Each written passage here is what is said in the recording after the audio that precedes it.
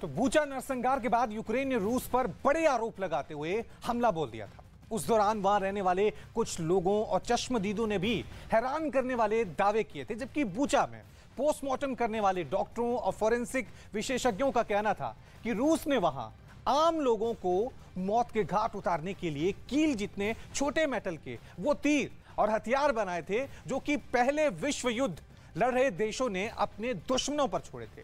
तब हवाई जहाज से मेटल के छोटे तीर आसमान से बरसाए गए थे, जो कि इतने नुकीले होते थे कि नीचे जमीन पर मौजूद सैनिकों के हेलमेट तक को चीर दिया करते थे। आज के दौर में आधुनिक हथियार आ गए हैं, इसलिए जंग में छोटे मेटल डार्ट जैसे पुराने जमाने के हथियार इस्तेमाल नहीं होते। लेकिन यूक्रेन का दावा इससे उलट है। उसका कहना है कि रूस ने बूचा पर बर्बरता ढाने के लिए बीती सदी के किए गए गुजरे हथियारों से आम लोगों को तड़पा तड़पा कर मारा है। यह हथियार भले ही छोटा है, लेकिन चोट बहुत गहरी देता है। 3 से 4 सेंटीमीटर लंबे मेटल के छोटे तीर गोलों के अंदर फिट होते हैं और वो गोले टैंक या फिर बंदूक से फायर किए जाते हैं। एक गोले में 8000 तक छोटे छोटे डार्ट होते हैं, जो कि गोले के फटते ही करीब 300 मीटर चौड़े और 100 मीटर लंबे ट्रायंगल यानी त्रिकोण के साइज के इलाके में फैल जाते हैं।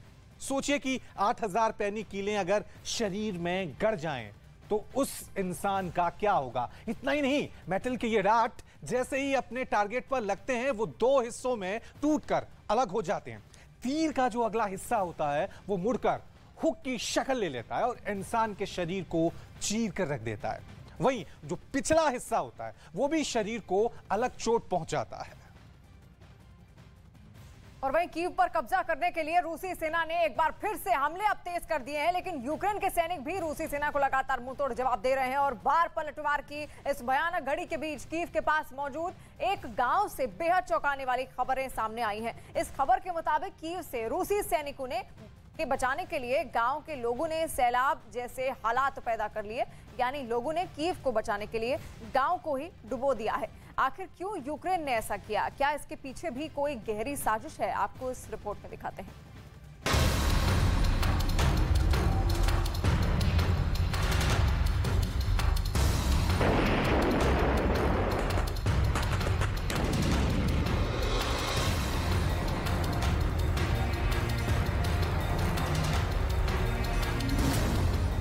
कीव का किला बचाने के लिए यूक्रेन का बड़ा दांव।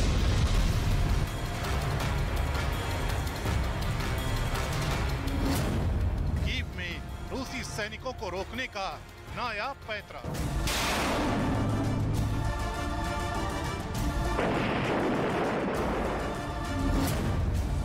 पुतिन की सेना के खिलाफ सैलाब वाली साजिश।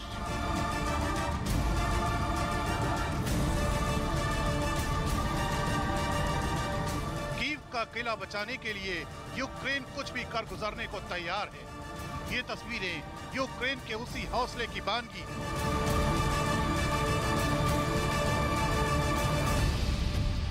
डेमिदिव नाम के गांव से आई ये तस्वीरें भले ही आपको सैलाब की लग रही हों, लेकिन असल में ये जानबूझकर लाई गई बाढ़ है। खुद इस गांव के नागरिकों की ही बदौलत ये गांव डूबे हुए हैं। बताया जा रहा है कि कीव के नजदीक मौजूद डेमिदिव नाम के इस गांव के लोगों ने एक खास मकसद से सैलाब वाली साजिश को अंजाम दिया है। इस सैलाब के जरिए गांव के लोग रूसी सेना को आगे बढ़ने से रोक रहे हैं। इस सैलाब के जरिए रूस की सेना को आगे बढ़ने में दिक्कत हो रही है। इतना ही नहीं, ये सैलाब यूक्रेन की सेना को तैयार होने का मौका दे रहा है। अपने देश के आम नागरिकों के इस हौसले की तस्वीरों को यूक्रेन सरकार के एक अधिकारी ने बाकायदा ट्विटर पर शेयर किया है। साथ ही उन्होंने इस जज्बे को सलाम भी किया है। हमारे यूक्रेनी साथियों ने डेमिदिव गांव को उसके आसपास के खेतों के साथ भर दिया है, जिससे यहाँ दलदली इलाका बन गया है। इससे कीव की रक्षा के लिए यूक्रेन की सेना को वक्त मिल जाएगा। ये आम नागरिक हैं जो नायक बनकर सामने आए। इन्हें कोई पछतावा नहीं है, बस जीतने की इच्छा है। वीरता हमारे डीएनए में है।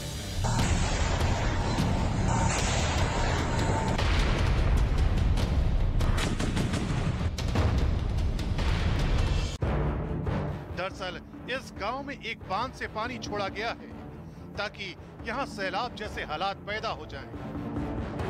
जानकारी के मुताबिक यूक्रेनी सेना की मदद के लिए इस सैलाब वाली तैयारी की गई है। इससे पहले भी यूक्रेन की सेना अपने 300 पुलों को इसलिए उड़ा चुकी है ताकि रूस की सेना आसानी से यूक्रेन के इलाकों तक न पहुंच सके।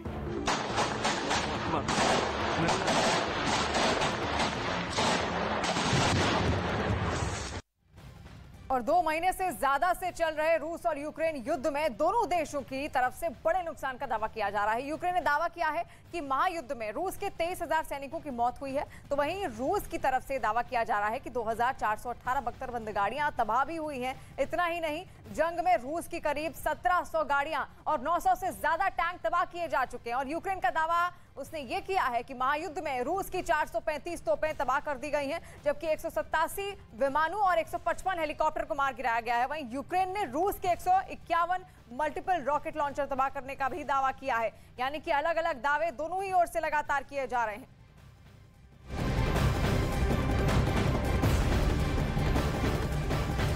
और इस बीच बड़ी खबर सामने आ रही है। रूसी हमलों के बाद बुचा पूरी तरह से वीरान हो चुका है और हर तरफ सिर्फ तबाही की तस्वीरें ही लगातार सामने आ रही हैं। बुचा की बर्बादी का एक वीडियो भी सामने आया है जिसमें रूसी हमलों में जली हुई गाड़ियां दिखाई दे रही हैं। हर तरफ युद्ध के बाद का मलबा दिखाई दे रहा है जो बुचा की बर्बादी को बयां करने के लिए काफी है। तस्वीरें आप देखिए, बुचा की तस्वीरें आप देख रहे हैं जहां पर नरसंहार का आरोप भी रूस के सैनिकों पर लगा था। ये कहा जा रहा था कि रूस के सैनिक बेरहमी से वहां के नागरिकों को प्रताड़ित कर उनको मार रहे हैं और उसी बुचा की आज क्या हालत हो चुकी है आप तस्वीरों के जरिए समझ सकते हैं कि आखिर वहां के लोगों ने क्या तबाही देखी होगी। तबाही की पूरी कहानी ये तस्वीरें साफ बयां करती हुई लगातार देखने को मिल रही हैं और ये वीडियो जारी किया गया है। अब वीडियो से साफ संदेश जा रहा है कि आखिर लगातार यहां पर कितनी तबाही रूस की ओर से मचाई गई होगी।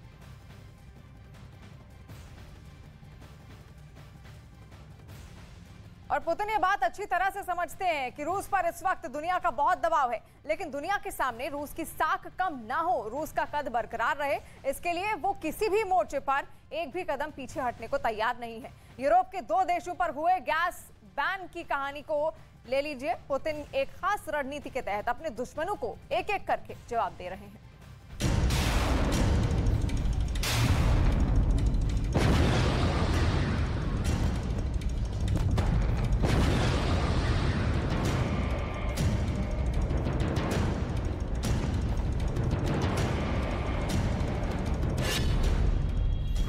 यूरोप पर प्रहार की तैयारी।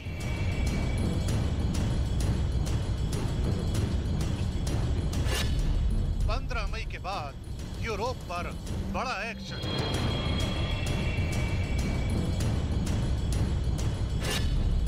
यूरोप की लाइफलाइन पर पुतिन की नजर।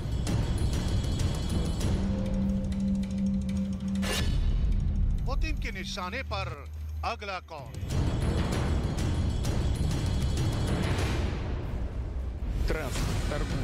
जो रूस की चेतावनी के खिलाफ जाएगा, रूस उसको सबक सिखाएगा।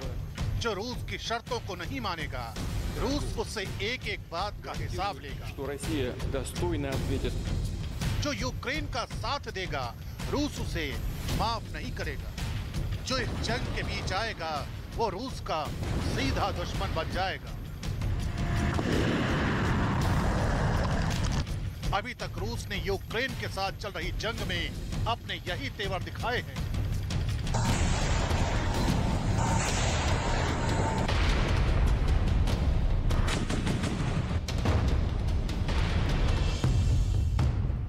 लेकिन राष्ट्रपति पुतिन के तेवरों का असर भी अब कूटनीतिक तौर पर दुनिया के सामने नजर आने लगा है। दुनिया को ये पता चलने लगा है कि जो पुतिन बिना किसी दबाव में आए यूक्रेन के आसमान को छलनी कर सकते हैं, वही पुतिन कूटनीतिक जंग में भी किसी के आगे सरेंडर नहीं करने वाले हैं।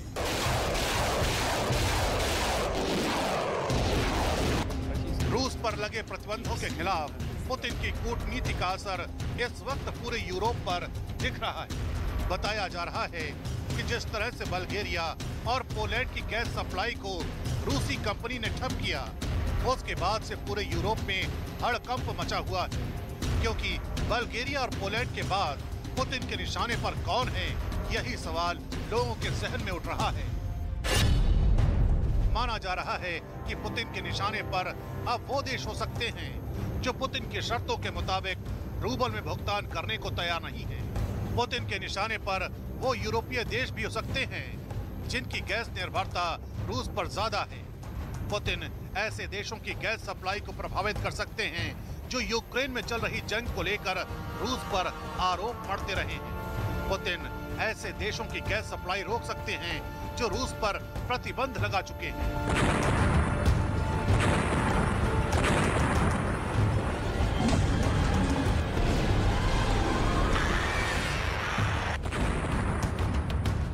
दरअसल पुतिन ने जिस तरह पूरे कूटनीतिक चक्रव्यूह को तैयार किया है, उसे देखकर यही लगता है कि रूस ने तमाम प्रतिबंधों का जवाब देने के लिए रणनीति पहले से तैयार कर रखी थी। इसका अंदाजा इसी बात से लगाया जा सकता है कि रूस ने चीन और भारत के साथ कच्चे तेल की डील पहले ही कर ली है। ऊर्जा से जुड़ी ये दोनों ही डील बेहद अहम है और रूस इन दोनों ही देशों को कम कीमत पर कच्चा तेल देने की डील कर चुका है। यही वजह है कि गैस के लिए रूस पर निर्भर देश अब यूक्रेन की जंग में रूस के खिलाफ बोलने से भी घबरा रहे हैं। खबर और चलिए अब आपको सीधे कीव लिए चलते हैं, जहां से हमारे सहयोगी जनक दवे इस वक्त जुड़ रहे हैं, जो लगातार महायुद्ध की पल पल की अपडेट हम तक पहुंचा रहे हैं। जनक, इस वक्त क्या स्थितियां कीव में आप देख पा रहे हैं?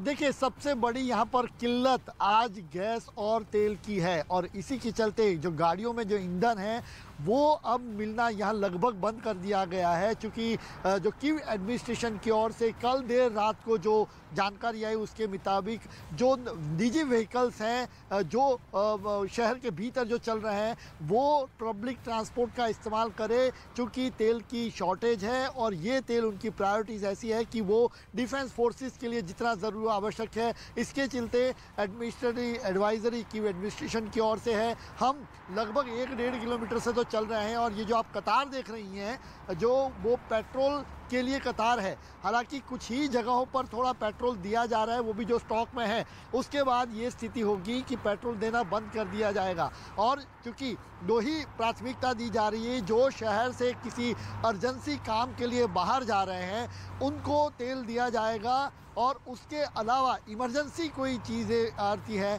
तब उनको तेल दिया जाएगा। उसके अलावा निजी व्हीकल्स जो भी हैं वो किसी को तेल नहीं दिया जाएगा। अब जिस तक की स्थिति बनी है, जो रूस से जो चीज़ें यूरोपियन कंट्रीज़ को जो मिल रही थी, हालांकि यूक्रेन की जहाँ तक बात करें उनकी निर्भरता काफ़ी हद तक है, लेकिन डोनेस्क और बाकी जो इलाकों में जहाँ पर ऑयल जहाँ से सप्लाई होता था वहाँ की स्थिति अभी ऐसी सामान्य हालात नहीं है कि वहाँ से ये तेल यहाँ तक पहुँचे। और इसी के चलते ये लंबी कतारें जो आप न्यूज़ 18 इंडिया की स्क्रीन पर देख रही है, सामने देखिए यूक्रेन के जो मदर जिसको कहते हैं वो यूक्रेन स्टैच्यू वो आपको दिख रहा है और उसके सामने बिल्कुल हम चलते ही जा रहे हैं और लंबी सी कतारें यहाँ पर वो केवल ये व्हीकल्स हैं जो इसको हम को दिखा रहे हैं और अभी भी पेट्रोल पंप नहीं दिख रहा है हमें और ये पेट्रोल पंप तक लंबी कतारें जा रही है। कल रात को ही कीव एडमिनिस्ट्रेशन की ओर से ये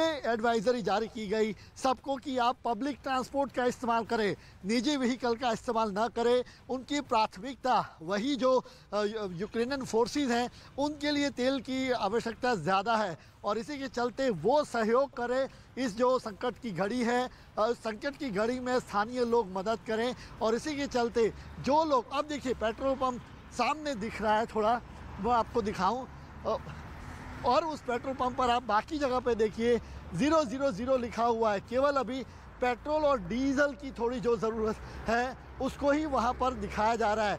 बाकी सारी मैंने बहुत सारे पेट्रोल पंप पर देखा तो सारे फिगर 0, यानी उन पेट्रोल पंप पर पेट्रोल नहीं है, स्टॉक नहीं है और लोगों को उससे भी समझा जा सकता है कि आखिर स्थितियां वहां इस वक्त यूक्रेन में क्या हो रही हैं। लगातार स्थितियां बिगड़ रही हैं यूक्रेन में और 2 महीने से भी ज्यादा का वक्त बीत चुका है। वहीं भारत की बड़ी financial subscription service money control pro special offer के साथ अपनी तीसरी वर्षगांठ मना रही है। रोजाना सिर्फ ₹1 में मनी कंट्रोल प्रो सब्सक्राइब करें और 1 लाख रुपए से ज्यादा के ऑफर पाएं।